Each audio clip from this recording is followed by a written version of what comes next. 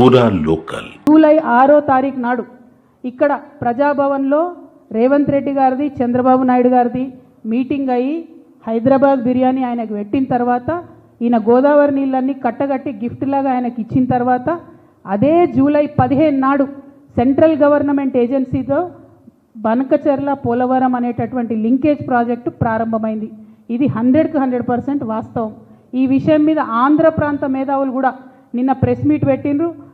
AB Venkateswararao గారు, కంబంపాటి పాపారావు గారు, అక్కినేని భవానీ ప్రసాద్ గారు, టి లక్ష్మీనారాయణ గారు వీళ్ళందరూ కలిసి నిన్న ప్రెస్ మీట్ పెట్టి మనం తెలంగాణ వాళ్ళని చెప్పినమే వాళ్ళు చెప్తున్నారు. ఆల్రెడీ నీళ్ళు ఇచ్చే ఏరియాకే మళ్ళీ నీళ్ళు తీసుకొచ్చే ఈ ప్రాజెక్టు ఎవరి కోసం కడుతురు, ఎందుకోసం కడుతురు, కేవలం మెగా సంస్థ కోసమే కడుతున్నారు అని అన్నారు.